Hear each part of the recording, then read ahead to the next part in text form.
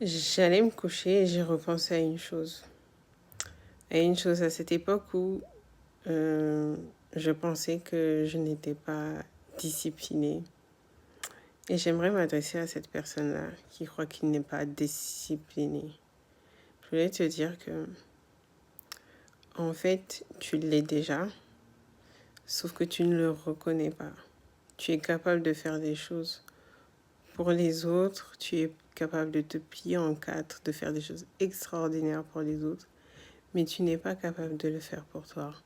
Et la raison pour laquelle tu n'es pas capable de le faire pour toi, parce que tu es très dur avec toi-même et tu n'as pas construit en fait cette relation de confiance avec toi-même.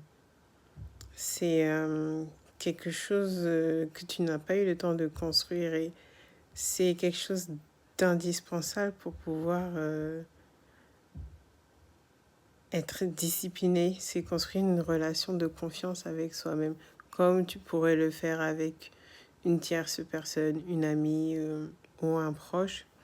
Et en fait, c'est comme ça que je suis passée d'une personne qui croyait pas être disciplinée alors que j'avais une certaine discipline dans plusieurs domaines à aujourd'hui une personne qui a cette qualité, qui croit en elle, cette qualité de discipline et qui sait qu'elle est capable d'accomplir beaucoup de choses. Mais surtout parce que la base, la fondation de ça, c'est la confiance en soi. Et j'ai construit cette relation en commençant par des petits pas.